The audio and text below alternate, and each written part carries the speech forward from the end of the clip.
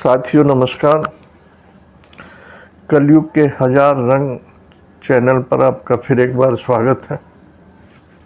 साथियों, हम इस दुनिया में आते हैं या कोई भी बच्चा इस दुनिया में जन्म लेता है, वो अपने साथ कुछ नहीं लेकर आता। जो कुछ हासिल करता है इसी दुनिया में करता है। जब वो मासूम होता है उसे पाप पुण्य का भी पता नहीं होता, धर्म कर्म का भी पता नहीं होता। धीरे धीरे वो बड़ा होता है, अपने परिवार में जो रचा जा रहा है, क्रियाकलाप हो रहे हैं, कार्य हो रहे हैं, उनको देखता है, समझता है, जवानी में कदम रखता है, समाज में जो कुछ हो रहा है उसको देखता है, अवलोकन करता है, आत्मसात करता है। उसी तरह कार्य करने का उसका भी मन करता है। साथियों, विद्वान लोग, ज्ञानी लोग हमें यही बताते हैं, सुनाते हैं कि जो बच्चा इस दुनिया में आता है वो पिछले जन्म में जो उसने कर्म किए हैं उनका भोग भोगने के लिए आता है, और वो भोग इस जन्म में भोगेगा। पिछले जन्म में उसने बुरे कर्म किए हैं तो उनका बुरा फल मिलेगा, अच्छे कर्म किए हैं तो अच्छा फल मिलेगा। उसी कर्मों का, पिछले जन्म के कर्मों का लेखा के आधार पर उसको इस आगे जन्म मिलता है। हम बड़े भाग्यशाली हैं कि हमें मानुष तन मिला है, ये मनुष्य की योनि मिली है। कहते हैं कि 84 लाख योनियों में घूमने के बाद जीव को बड़े भाग से ये मानुष तन मिलता है। जब जीव इस दुनिया में आके मानुष तन धारण कर लेता है और पिछले जन्मों के कर्म भोगता है, यानी दुख भोगता है। सुख में तो भगवान को याद नहीं करता, लेकिन जब दुख भोगता है तो उसे भगवान याद आते हैं। और भगवान को जनाने के लिए, पहचानने के लिए साधु संत हैं, धार्मिक किताबें हैं, महात्मा हैं। बाजार है इस चीज़ का भी, धर्म का भी अब बाजार है, बहुत बड़ा बाजार है। साथियों, हर विद्वान की, हर साधु संत की अपनी एक अलग थ्योरी है। कोई निराकार कोई लिए पूजा करने के लिए कहता है तो कोई साकार के लिए कहता है। साकार में भी अलग अलग देवी देवताएं हैं। कुछ विद्वान लोग तो इस दुनिया को धोखा बताते हैं कि दुनिया धोखा है।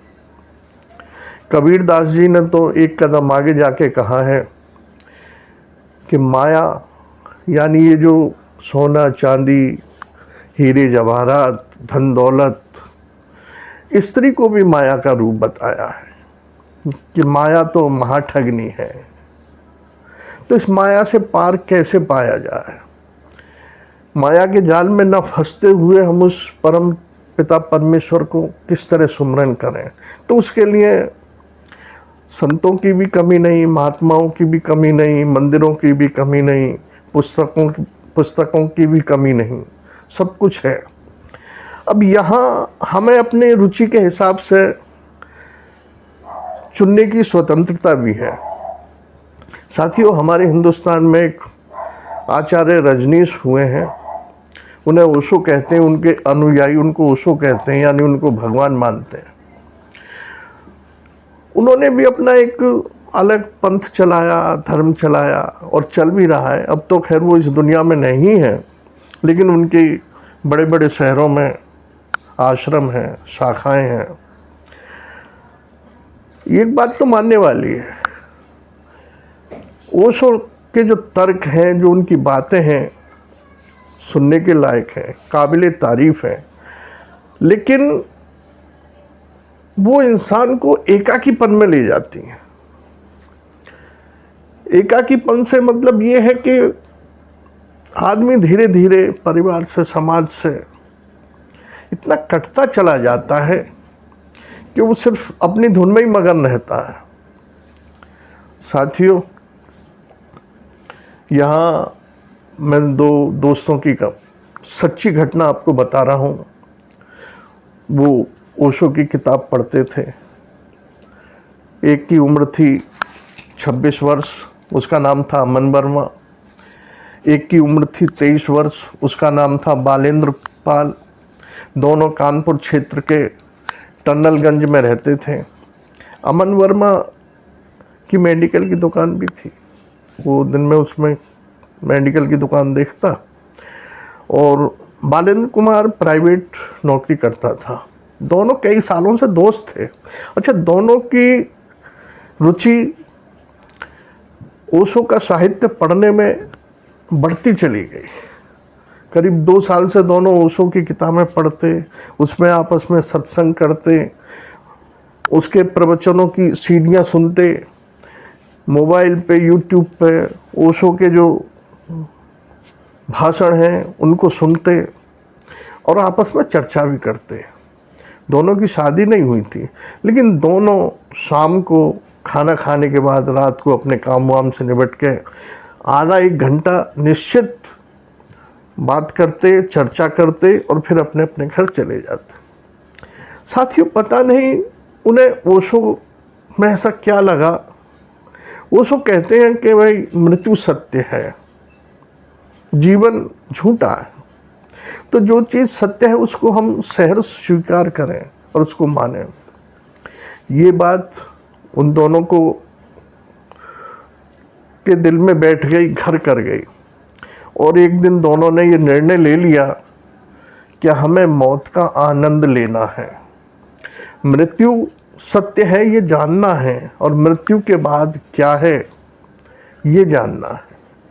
साथियों, एक दिन अमन वर्मा मेडिकल स्टोर बंद करके अपने घर आया, खाना खाया शाम को, और फिर अपने घर वालों से, माता पिता से कह के, जो उसका डेली का रूटीन था कि मैं अपने दोस्त से मिलने जा रहा हूँ जो दूसरे मोहल्ले में रहता था, बालेंद्र पाल, उसके पास गया। उसको घर से लिया, खाना उसने भी खा लिया था, और दोनों घर से निकल के अपने इलाके का जो कब्रिस्तान था वहाँ गए। बालू का ढेर था, वहाँ उन्होंने सल्फास गोली होती हैं जहर की, जो गेहूं में रखने के काम आती हैं, जिससे गेहूं में कीड़ा ना लगे, घुन ना लगे। दोनों ने 2-2, 4-4 गोली खा ली, ये जानने के लिए, ये समझने के लिए कि मृत्यु के बाद किस तरह का आनंद मिलता है। मृत्यु तो सत्य है, लेकिन मृत्यु के बाद जो आनंद मिलता है वो किस तरह का मिलता है। दोनों ने गोली खा ली और वहीं बालू के ढेर पर लेट गए, और व्हाट्सएप पे एक दूसरे को मैसेज भी किया। साथियों, जब अमन वर्मा को बेचैनी ज़्यादा हुई तो उसने फ़ोन से, अपने मोबाइल से बालेंद्र पाल के माता पिता को खबर करी कि इस तरह हम यहाँ हैं और हमने जहर खा लिया है और हमें बचा लो, क्योंकि वो जहर की बेचैनी झेल नहीं पा रहा था वो लड़का। जब उस बालेंद्र पाल के पिता ने ये सुना तो उनके पैरों से ज़मीन खिसक गई। दौड़े दौड़े वो वहाँ आए कब्रिस्तान में, दोनों के परिवार आए, परिवार दोनों को लेके नज़दीक के हॉस्पिटल गए, तो वहाँ बालेंद्र पाल को तो मृत घोषित कर दिया।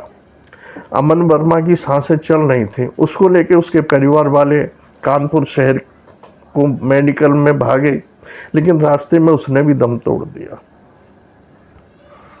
दोनों दोस्त इस दुनिया से विदा हो गए।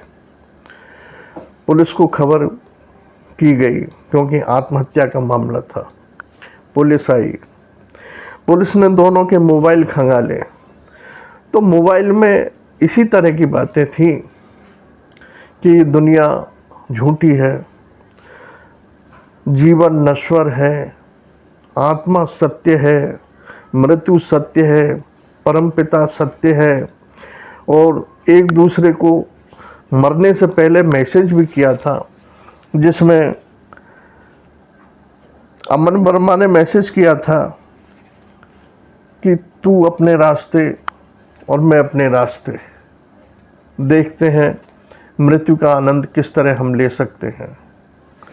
और साथियों, बालेंद्र ने मैसेज किया था, मरने से पहले उसको ये होश था कि, तो उसने व्हाट्सएप पे मैसेज किया था, क्यों, कुछ आनंद आ रहा है क्या, तेरी हिम्मत क्यों जवाब दे गई, क्यों तेरी हिम्मत टूट रही है, अभी तो आगे बढ़ते हैं, शायद कुछ आनंद के दरवाजे हमारे लिए प्रभु ने खोल रखे हो।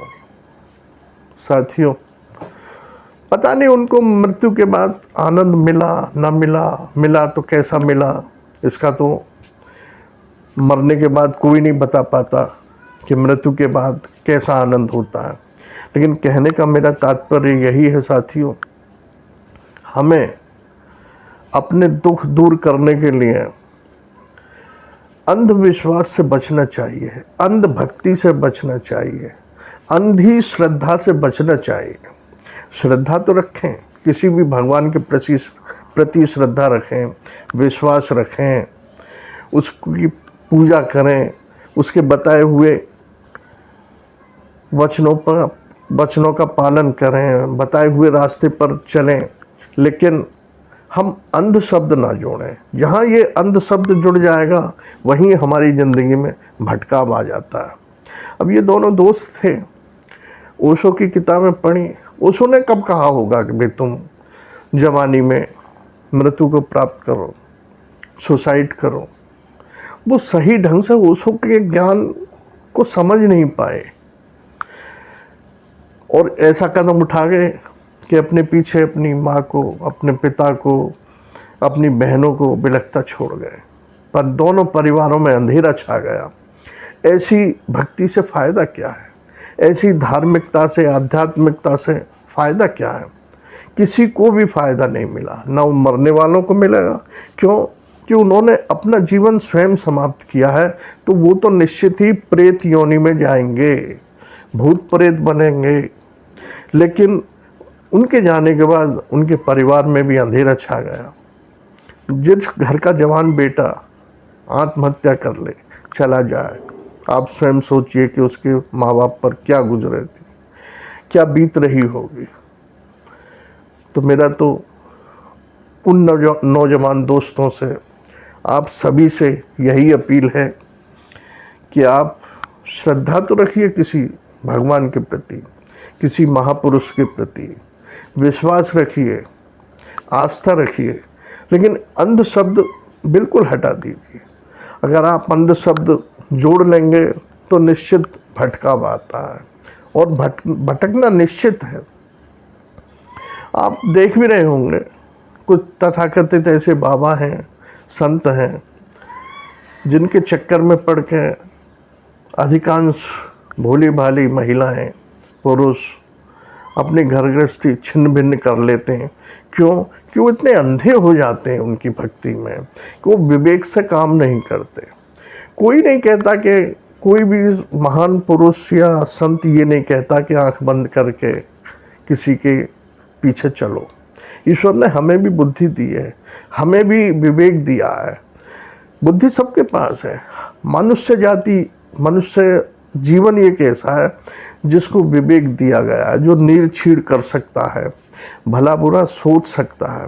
तो साथियों, मेरा तो यही कहना है, किसी भी धर्म का पालन करना हम अगर अपनाते हैं, बुरा नहीं, करना भी चाहिए।